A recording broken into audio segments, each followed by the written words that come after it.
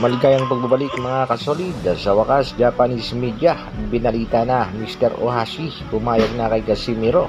Pero Bob Arum nagsalita na din sa kontrobersyal na laban na dating coach ng ating pambatong si Alas na nagbigay naman ng advice at meron din siyang saloobin bago ang laban ni Alas kontra dito kay Saul Sanchez. Yan ang ating pag-uusapan mga kasolid.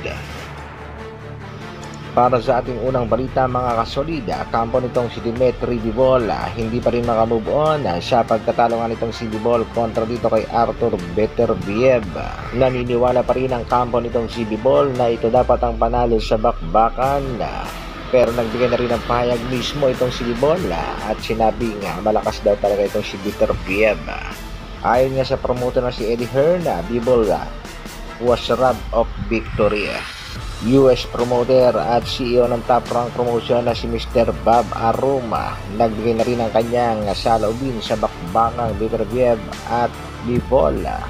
Ayon nga kay Bob Arum ay walang duda na si Beterbiev ang nanalo sa bakbakan. I thought Beterbiev would fight. I had it 7-5 for Beterbiev.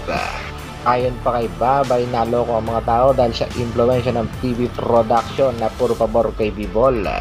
Samantala, dating coach ng ating pangbatong si Alas na si Coach Nonoy Neri, naniniwala pa rin talaga sa lakas ng ating pangbatong si Alas at sa katunayan bago ang laban ni Alas ay sinabi nga nitong si Coach Neri na mananalo itong si Alas via knockout.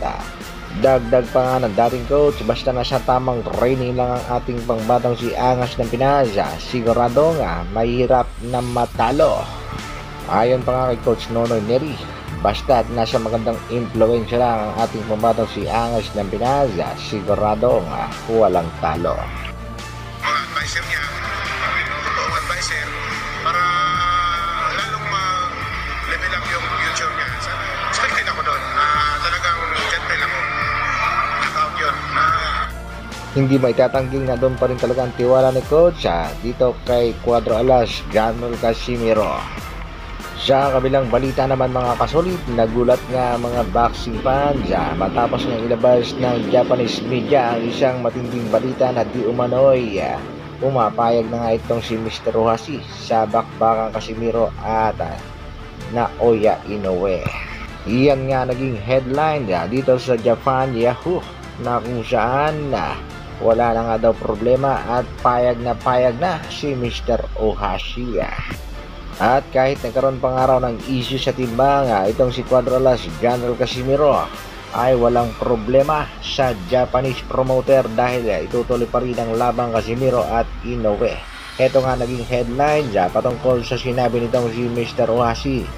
Courtesy sa Yahoo Japan, there is 100 chance that Casimiro who is over the weight limit will fight Naoya Inoue.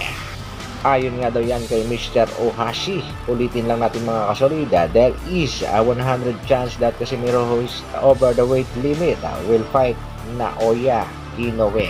Yan nga ang headline sa titulo, pero nayari yata tayo mga kasolid maging ang mga boxing fans dahil ang nilalaman ng nasabing artikulo ay hindi na nga daw pumapayag si Mr. Ohashi at tinanggal na ang ating pambatong si Alas sa listahan ng mga posibleng makakalaban ng kanyang alagang si Naoya Inoue.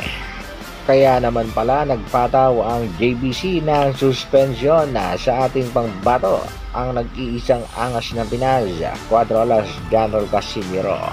Pero okay lang yan mga kasolid, ang importante ay napatunayan natin kung gaano katakot itong mga Japanese na itapat si Inoue sa ating pangbatong si Cuadro Alas, General Casimiro. At sa mga nagtatanong kung mananatili pa ang ating pambato sa poder ng Treasure Boxing Promotion, ang Angas ng Pinas ang makakasagot yan at ang Japanese promoter. Sa mga nagsasabi namang lilipat na ng Golden Boy Promotion, wala pa naman tayong confirmation dyan mga kasolid, usap-usapan pa lang. Shoutout kay Mr. Bad na nagsasabi nga sa ganda ng pinakita ni Cuadro Alas pag-aagawan niya ng mga promoter, mga haters, panalo ni Cuadro Alas, ipagdiwang. Hanggang dito na lang muna mga kasolid. Maraming salamat sa patuloy na pagsuporta at panonood. Isang like naman dyan at sa mga bago, pa-share at subscribe na rin ang ating video. Mabuhay, Dr. Alvin Vlogs. Brrr.